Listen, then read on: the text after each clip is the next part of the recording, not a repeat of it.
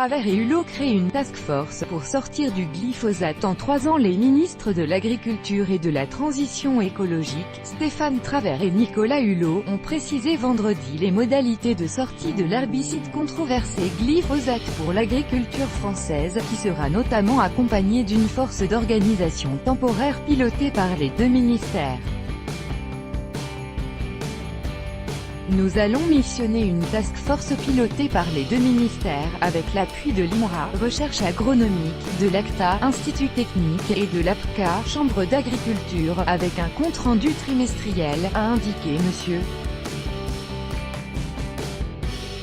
Travers lors d'un point de presse à Paris. La démarche de progrès doit s'appliquer partout et à tous, et même si, selon les modes de production, chacun ne part pas du même endroit, nous allons maintenant dans la même direction, et ce n'est pas qu'une formule, avec cet objectif de sortie en 3 ans, a ajouté M.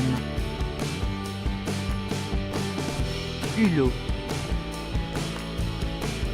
Syndicats agricoles, industriels, distributeurs, services de l'État, coopératives, chambres d'agriculture et instituts de recherche et d'innovation étaient réunis en terrain neutre, à l'hôtel de Cassini, une annexe de Matignon, en présence de parlementaires. Sous l'égide des 2 ministres, une commission à l'Assemblée nationale va auditionner les différents acteurs pour voir, au fil de l'eau, si nous sommes en situation de tenir l'objectif, a précisé M.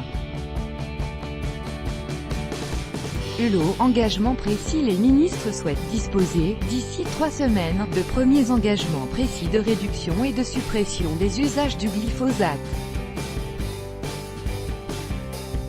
Christiane Lambert, présidente de la FNSEA, qui porte avec une trentaine d'organisations un contrat de solution avec des propositions concrètes pour réduire l'ensemble des produits phytosanitaires, a indiqué qu'elle invitera fin juin les 4 ministères, agriculture, écologie, santé et recherche, à signer avec nous ce contrat à durée indéterminée. Les ministres ont également demandé aux entreprises de l'agroalimentaire et de la grande distribution de s'engager aux côtés des agriculteurs dans le déploiement de solutions et dans la valorisation des efforts consentis par les agriculteurs pour faire des produits sans glyphosate, a souligné M.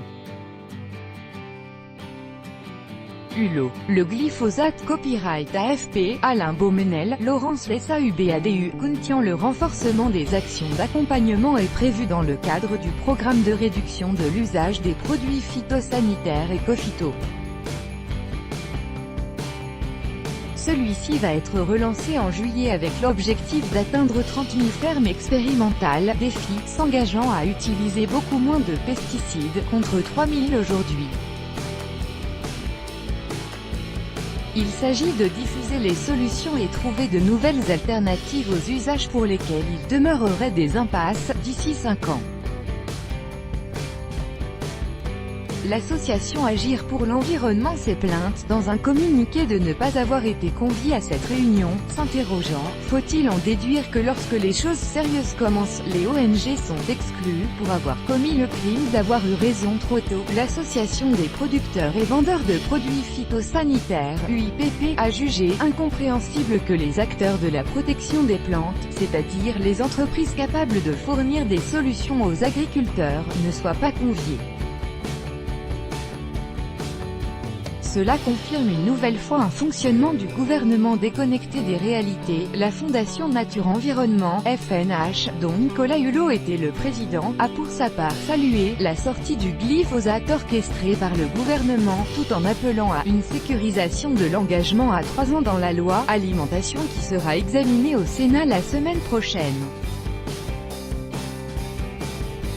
Pascal Canfin, directeur général du WWF France, a également salué la méthode dont a fait preuve aujourd'hui le gouvernement sur la question du glyphosate, en initiant une séquence courte pour engager tous les acteurs sur un plan d'action crédible pour sortir du glyphosate en 3 ans.